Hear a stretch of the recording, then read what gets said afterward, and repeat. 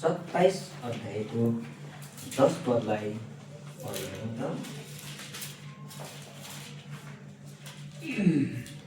व्यवस्थाको पुस्तक 27:10 यसकारण तिमीले परमप्रभु तिम्रा परमेश्वरको बाणी पालन गर्नु र उहाँका आज्ञाहरू र उहाँका विधिहरू जो म आज तिमीलाई आज्ञा गर्दछु पुरा गर्नु। के छ भन्दाखेरि अब तपाईँ र मैले परमेश्वरको बानी अथवा परमेश्वरको आज्ञा है, परमेश्वरले जुन कुरा हामीमा दिनुभएको छ, जुन आवाज, त्यो कुरा तपाईँ र मैले सुन्नुपर्छ। अनि जुन परमेश्वरले तपाईँ र मलाई आज्ञा गर्नुभएको छ त्यो आज्ञा हामीले पुरा गर्नुपर्छ। हामीले हेर्दै जान्छौँ भने आज सुरुका दिनहरूदेखि नै मानिसहरू चाहिँ भ्रष्ट भए, परमेश्वरको आज्ञा विपरीत हामी यहाँ गयौँ, जसको कारण आज तपाईँ र म दुविधामा परेका छौँ। तपाईँ र म एकले अर्कासँग दोहोरो बातचित गर्न सक्दैनौँ। कारण किन? यो चाहिँ तपाईँ अनि मैले परमेश्वरको आज्ञा विपरीत, परमेश्वरको आज्ञालाई हामीले उल्लङ्घन गरेको खातिर, अर्थात् तपाईँ र मेरो है पुर्खाहरूले चाहिँ के गरे, परमेश्वरको आज्ञालाई पालन गरेनन्। अनि जसले गर्दा आज तपाईँ र म एकले अर्काको सामु बोल्न सक्दैनौँ, एक अर्काको भाषा बुझ्न सक्दैनौँ। किन? यो चाहिँ श्राप हो, यो आशिष होइन है। यो तपाईँ र मैले भाषा नबुझ्नु चाहिँ श्राप हो। यो केबाट श्राप आयो भन्दा परमेश्वरको आज्ञा तपाईँ र मैले, तपाईँ र मेरो है सुरुका अग्रजहरूले आज्ञा उल्लङ्घन गरेको खातिर यो चाहिँ तपाईँ र ममा श्रापको कारण बन्यो। जसले गर्दा संसारमा हजारौँ भाषा छ है। अनि जुन कुरा चाहिँ एउटा यो चाहिँ श्राप। उत्पत्तिको पुस्तक 1 अध्यायको 28 पद पढिदिनुहोस् त। यहाँ त्यो कुरालाई हामीले देख्न पाउँछौँ। तब इसाकले याकुबलाई बोलाएर उनलाई आशीर्वाद दिए। 28 अनि परमेश्वरले उनीहरूलाई आशिष दिनुभयो र परमेश्वरले उनीहरूलाई भन्नुभयो, फल्दै फुल्दै र वृद्धि हुँदै जा अनि पृथ्वीलाई भरिदियो र त्यसलाई बस्न पार अनि समुद्रका माछामाथि आकाशका। धन्यवाद है। यहाँ के भयो त?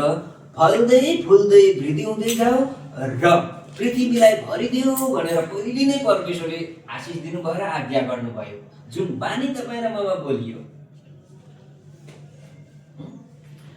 यी बानी सुनियो। परमेश्वरले चाहिँ दिनुभएको यो बानी, यो वचन चाहिँ कसले सुने? हाम्रा पुर्खाले, हाम्रा सुरुका है अग्रजले सुन्नुभयो। तर त्यसको ठिक विपरीत यहाँ भयो, जसले गर्दाखेरि आज तपाईँ र म दुविधामा पर्यौँ। यहाँ यस्तो मिठो गरी लेखेको छ, पृथ्वीलाई भरिँदै भनेर लेखेको छ कि त्यो चाहिँ मुख्य कुरा यहाँ देख्न हामीले के पाउँछौँ भन्दाखेरि तिनीहरूले चाहिँ के भन्छ भन्दाखेरि फल्दै फुल्दै है वृद्धि हुँदै पृथ्वीमा भरिँदै भन्छ। तपाईँ र मलाई चाहिँ परमेश्वरले पृथ्वीभरि भरिनलाई आज्ञा गर्नुभयो अनि हामी भरिएको पनि छौँ हो। तर यो बिचमा तपाईँ र मैले कहाँनिर चुक्यो भन्दाखेरि उत्पत्तिको पुस्तकले गरेको पाप तपाईँ र ममा छ, त्यो स्वभाव तपाईँ र ममा छ, जसले गर्दाखेरि आज तपाईँ र म दुविधामा पर्यो। यति मजाले तपाईँ र म चाहिँ हामी चुकिगयौँ है। उत्पत्तिको पुस्तक 11 अध्यायमा तपाईँ र मैले यो कुरालाई देख्न पाउँछौँ। अब त्यहाँ चाहिँ एउटा सहर भेटाएको देख्न पाउँछौँ। परमेश्वरले भन्नुभयो तिमीहरू चाहिँ फल्दै फुल्दै पृथ्वीलाई भरिँदै जाऊ भन्दै गर्दा यहाँ पनि मानिसहरू के गरे? अनि पूर्वतिर सर्दै सर्दै सर्दै सर्दै गए अनि एउटा मैदान भेटाए। अनि त्यहाँ त्यो 4 पदमा पढ्नुहोस् त, त्यहाँ के भन्छ अब? अनि तिनीहरूले भने, आओ हामी आफ्ना निम्ति एउटा सहर र टुप्पा चाहिँ आकाशसम्म पुग्ने एउटा धरारा बनाऊ र आफ्ना निम्ति एउटा नाम कमाऊ, नत्र हामी सारा पृथ्वीको सतहमाथि तितर-बितर हुनेछौँ। हजुर, अब परमेश्वरले भन्नुभयो तिमीहरू चाहिँ सारा संसारलाई भरिदेऊ, पृथ्वीभरि जाऊ। अब यहाँ मानिसले के गर्दैछौँ हामीले भन्दा, अब हामी आऊ है, अनि के गरौँ रे? एउटा धरहरा बनाऊ अनि हाम्रो नाम राखौँ। मान्छेको यहाँ चुकायो, अब आफ्नो नाम राख्ने भए। परमेश्वरले पृथ्वी भर्नलाई, तर यहाँ चाहिँ भन्छ तितर बितर नहौँ भने होइन। पढ्दिनुहोस् त फेरि। अनि तिनीहरूले भने, आओ हामी आफ्ना निम्ति एउटा सहर र टुप्पा चाहिँ आकाशसम्म पुग्ने गरी एउटा धरारा बनाऊ, आफ्ना निम्ति एउटा नाम कमाऊ, नत्र हामी सारा पृथ्वीको सतहमाथि तितर-बितर हुनेछौँ। अब मानिसले के सोचे? हामी तितर बितर हुनु हुँदैन, ठिक परमेश्वरको विरुद्धमा, परमेश्वरको आज्ञाको विरुद्धमा यहाँ गयो। तितर बितर हेर्नु हुँदैन भन्यो। यहाँ चाहिँ के लेखेको छ? पृथ्वीभरि जताततै नछरियौँ भन्यो। यसमा यहाँ लेखिरहेको छ तितर बितर नहौँ भन्नु एउटै कुरा हो। परमेश्वरले भन्नुभयो सबै ठाउँ जाऊ। अब हाम्रो मान्छेको विचार आयो एकै ठाउँ बसौँ। यो चाहिँ परमेश्वरका आज्ञा विपरीत थियो। त्यसकारण तपाईँ र ममा श्राप आयो। परमेश्वरको आज्ञा भङ्ग गरी अब त्यहाँ तलतिर पढ्दै जानु त अब उनीहरूले घर भवन निर्माण गरे भन्छ। अनि प्रभु मानिसका सन्तानले बनाइरहेको त्यो सहर र त्यो धरारा हेर्न ओर्लन भयो। अब हेर्नुहोस् है, त्यहाँ ओर्लन भयो। अब हेर्नुहोस् है, अनि त्यहाँदेखि चाहिँ के हुन्छ भन्दाखेरि अब त्यहाँ अब पढ्दै जानुहोस् त। अनि प्रभुले भन्नुभयो, हेर मानिसहरू एक भएका छन् र तिनीहरू सबैको एक भाषा छ, अनि यो काम गर्न तिनीहरूले सुरु गरिरहेछन्। अनि अब तिनीहरूले गर्नलाई जे कल्पना गरेका छन् सो तिनीहरूबाट नभई छोड्ने छैन। अब मान्छेले चाहिँ गर्नु लागे, अब त्यो चाहिँ नभई छोड्ने छैन हो। अब त्यो चाहिँ पुरा हुन्छ भनेर भन्नुभयो। अब तल पढ्नुहोस्।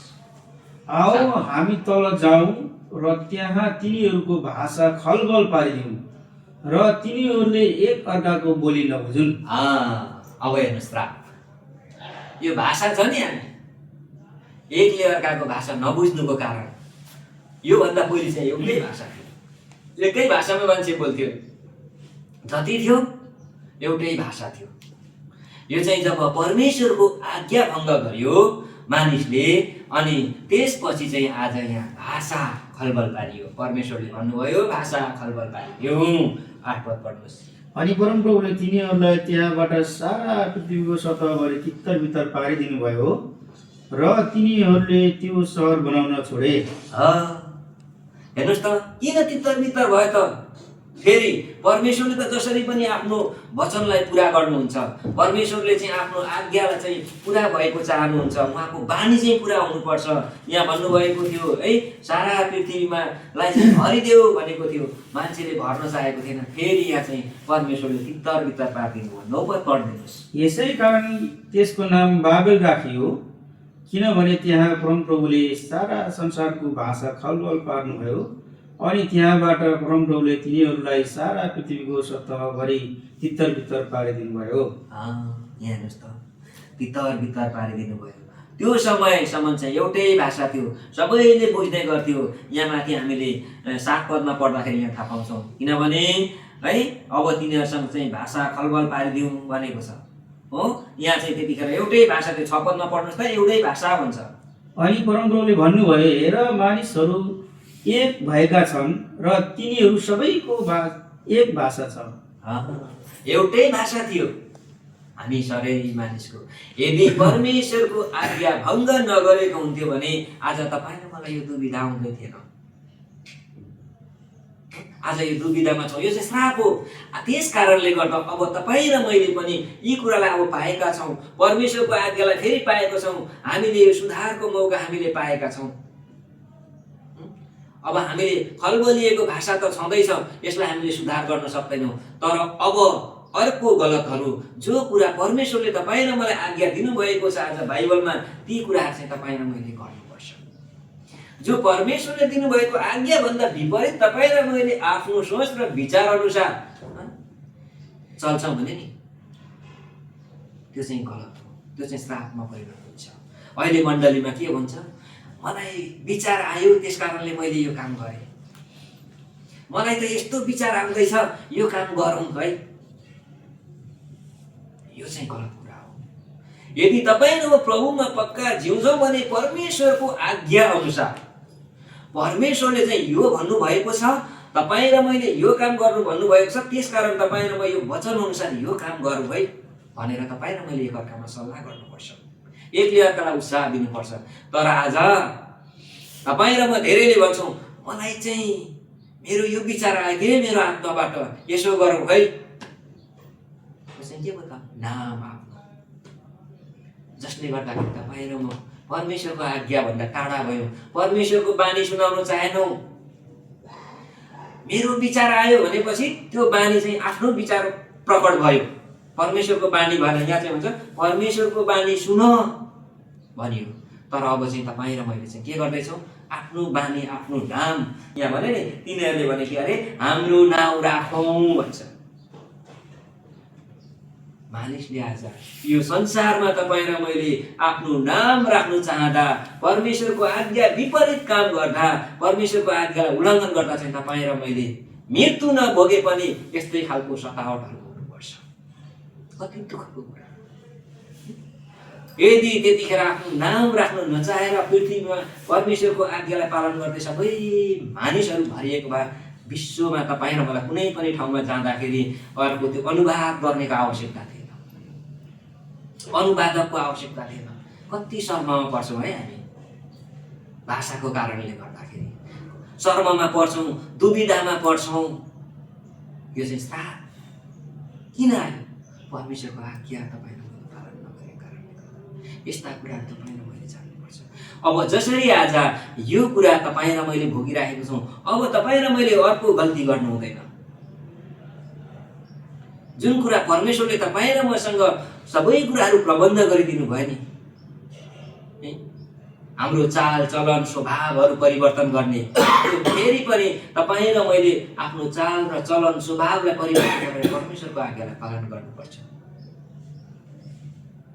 यिर्मयाको पुस्तक 7 अध्यायको 3 पद होला, तिमीहरूको चालहरू सुधार भन्छ। तपाईँ र मेरो विचारलाई सुधारेर, आफ्नो घमण्डतालाई सुधारेर, तपाईँ र मेरो चालचलनलाई सुधारेर परमेश्वरको आज्ञा अनुसार, परमेश्वरको बानी अनुसार, कसै मानिसको होइन है, मानिसको विचार होइन, परमेश्वरको विचार अनुसारको चालचलन तपाईँ र मैले चल्ने प्रयत्न गर्नुपर्छ।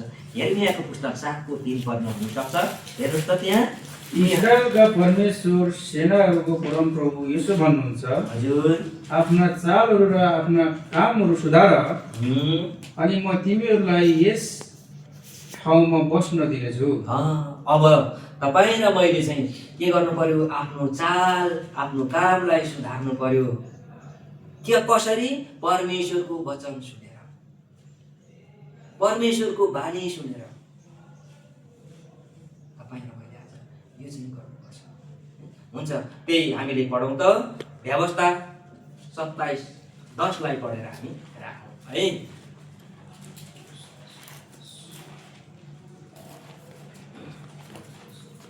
यसकारण तिमीले परमप्रभु परमेश्वरको बाणी पालन गर्नु र उहाँका आज्ञाहरू र उहाँका विधिहरू जो म आज तिमीलाई थाहा गर्छु पुरा गर्नु।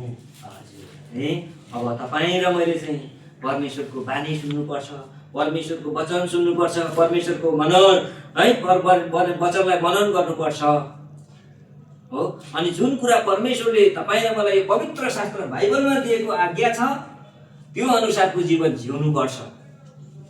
अनि यहाँ जो परमेश्वरले दिनुभएको कार्य छ, विधि छ, त्यो कुरा तपाईँ र मैले पालन गर्नुपर्छ। तब तपाईँ र मेरो जीवन परमेश्वरको राज्यको स्थानमा प्राप्त गर्छौँ। नत्र भने तपाईँ र मैले यदि यो पालन गरेनौँ भने, तपाईँ र मैले त गर्दैनौँ पुस्तौँ पुस्तासम्म तपाईँ र मेरो पापको अनाज्ञाकारिताको दण्ड भोग्नुपर्छ, जसरी आज हामीले भोगिरहेका छौँ। यी कुराहरू छन् तपाईँ र मैले जान्नुपर्ने, तपाईँ र मैले बुझ्नुपर्ने कुराहरू। त्यो समयदेखि यो समयसम्म हेर्नुहोस् त हामीले भोगेका छौँ। अबको दिनमा आज तपाईँ र मेरो जीवन परमेश्वरको आज्ञा अनुसारको जीवन तपाईँ र मैले पहिले चाहिँ जिउनु प्रयत्न गर्नुपर्छ। तपाईँ र म चाहिँ अरूलाई चाहिँ जी भन्छौँ, आफै जिउँदैनौँ। तपाईँ र मैले अरू मान्छे चाहिँ असल भएको हेर्न चाहन्छौँ, आफू चाहिँ कहिले असल हुन चाहँदैनौँ, परमेश्वरको आज्ञालाई पालन गरेको हेर्न चाहँदैनौँ। अरूले चाहिँ परमेश्वरको आज्ञा पालन गरेको होस् रे अनि आफू चाहिँ जतासकै हो, यस्तो खालको स्वभाव तपाईँ र ममा हुँदैन। परमेश्वरको बानी सुनौँ, परमेश्वरको वचन सुनौँ, परमेश्वरको आज्ञालाई पालन गरौँ अनि हाम्रो चालहरूलाई परमेश्वर प्रति हामीले के गरौँ, फर्काउँ अनि परमेश्वर प्रतिको कार्यप्रति सुधार गरौँ र हामीले त्यो परमेश्वरको राज्यको भागीदारी हुन्छौँ। नत्र भने तपाईँ र म पनि परमेश्वरको आज्ञालाई उल्लङ्घन गर्छौँ र तपाईँ र म पनि परमेश्वरको है नजरमा दोषी ठहरिन्छौँ र हाम्रो पुस्ताहरू पनि दोषी ठहरिँदैछ। तर अबको दिनमा यो दशाबाट तपाईँ र मैले बस्नुपर्छ। हुन्छ, यो छोटो वचन पढाइमा परमेश्वरले आशीष दिएको हुन्छ।